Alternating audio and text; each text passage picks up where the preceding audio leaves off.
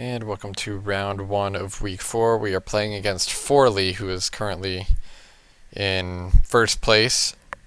And he, after playing this game, he easily has the best deck in the entire field. And if I would have known better, I would have played him later after I figured out that my Bant Red deck was not where I wanted to be. And I also make a bad choice here, and I chose to play first for some reason. That seems like an idiotic choice for my 4-color deck, but I figure I can keep because Fertile Thicket can find me some land, and I do. I find a mountain, I put it on top. Went through that a little bit quick. He has, like 3 Halimar Wave Watches, and that card's just done real good. I seem to be drawing all my green land now. Would love to hit a white. He's not doing anything though. Hit the white red on time for my Courier Griffin. Second Wave Watch, okay. I fly right over, and I go Nest Invader into Dawnglare Invoker. I hate playing Dawnglare Invoker this early. It's just a Lightning Rod. He has removal. It's going to die right away. At least it should. But he just has a Banisher bouncing my 2/3 flyer. It saves him 2 points of damage but gains me 2 life. I think that's fine with me. So maybe he just has no removal in hand right now and just wants to save some damage. So I just use this opportunity to cash in my spawn token just to make the 6/5, because currently, as the board sits, he could have removal but doesn't care. He can just kill the Dawnglare Invoker whenever he wants. But he's got Narcolepsy and then no other plays. And then if he lets me hit him with Dawnglare Invoker this turn and he takes a 2, then I'm convinced he has no removal for Dawnglare Invoker, which means he can't kill this Courier Griffin either. But he has Spell Shrivel, which is odd. It's actually quite annoying. So I wish I could have sniffed that out, but I couldn't. So he's got Level Up, he's got a couple 06s and a Sky Spawner. Sky Spawner's annoying. I think he's with only 2 cards in hand. I should just keep beating down in the air. And I figure Heat Ray can kill a bigger toughness creature than Touch of the Void, so I might as well Touch of the Void his guy. Hopefully kill him in 6 turns. Or if I hit 2 lands in a row, I could start hitting with my Nest Invader or play more creatures. But he's got Sheer Drop to kill my Dawnglare Invoker. Maybe he had the Sheer Drop all along, was just waiting for the 6th land. So that's not good for me, but I have my own Halimar Wave Watch. Instead, I'm just going to Sheer Drop his land right back. I like Stone Raiding him, and I also like having a 3/3 to be able to block his 3/3 eventually, since I don't have any 06 walls like he does. But it looks like he's about to have a huge 6/6 Island Walker. So instead of taking 6 from it and him leveling it up, I just preemptively Tightening Coils it, since he wasted all of his mana already.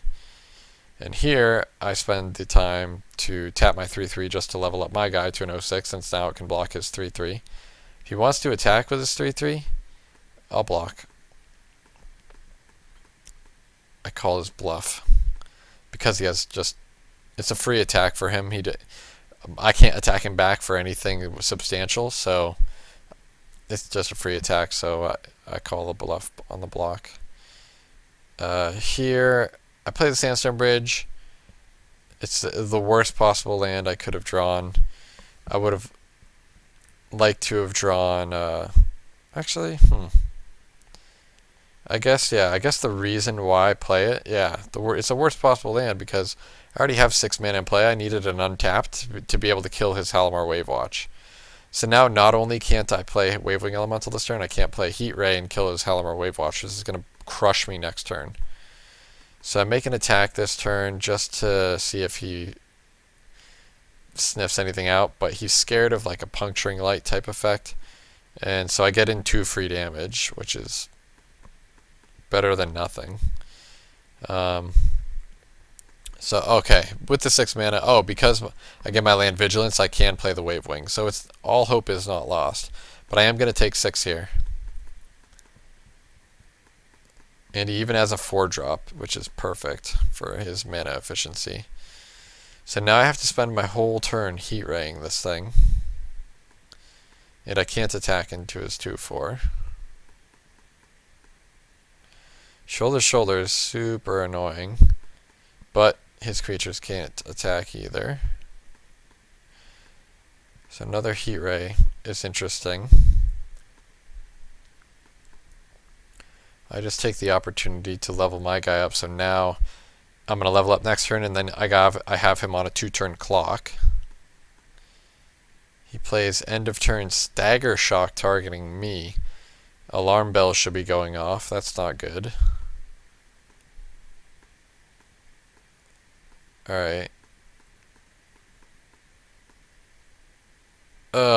And he's got Stone Fury to kill my only flyer, and then he can attack with a 3-power flyer for lethal. That's really unfortunate. I had him. So if I knew I was at 3 life, my alternative play should have been to Heat Ray his McKindy Griffin so that he just has no flying power in the air. He has to Stone Fury my Wave Wing Elemental. He can save the Stagger Shock. I find out later that he does have more burn spells, so I still might be dead if he just draws the burn spells. And me not gaining the 2 life with this thing getting spell shriveled could have been super relevant. But yeah, so I took a line that was too aggressive instead of defensive. So I think his deck is very good, but I think my deck is also very good. Even though I'm playing these really bad green cards, my deck is still good against his if I draw well. So I feel like I have a chance. Here, oh yeah, this game is pretty unreal. I probably should have mulliganed this hand, but he goes to 6 and I'm on the draw, and I figure I really only need to hit 2 lands, and I don't care what kind of lands they are, and Pilgrim's Eye will help me out with the rest, because if I don't have a forest, I can find a forest and get the Ondu Giant. So I'm predicated on hitting. I have 16 hits out of 33 cards. I'm basically 50% for multiple turns in a row. I guess I chose play again. Why did I choose play? I have no idea. Maybe just because I thought decks would be too streamlined. Wow. And on second thought, yeah, I think I deserve this one. But yeah, I draw a land. Okay. So now I have 15 out of 30. So again, I'm 50% to hit a land. And 1 land basically makes my deck unlocked, completely unlocked if I hit 1 land. So I brick. Brick again. Brick again. Brick again.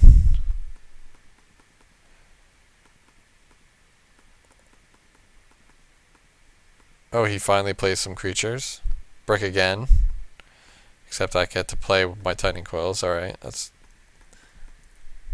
Now I'm at 15 to 25. Okay. Brick. I even have this Baliged Scorpion, which would have been sick on curve. It would have killed Halimar Wavewatch before it even, leveled up. Brick again.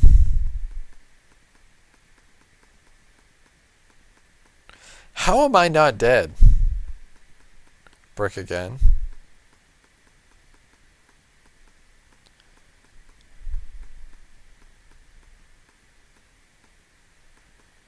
Oh, I hit. Let's see if this gets countered. Yep. Add insult to injury. My only 3-drop play, mind you. Oh, great. My 4th land is a land that comes into play tap, so I can't even play this Bane of Balaged or this Ondu Giant. Great.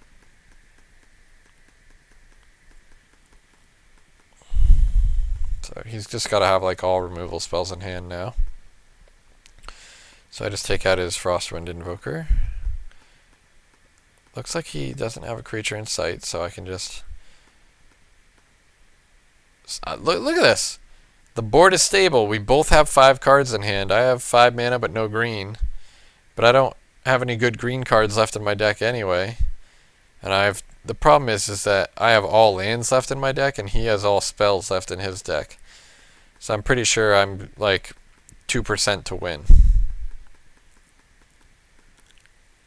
He even uses Searing Light on my bad 2-3, which is just a bad play by him. He should just block with his Halimar Wave Watch. Unless he can get rid of this Tightening Coils, then it might be worth protecting his Halimar Wave Watch.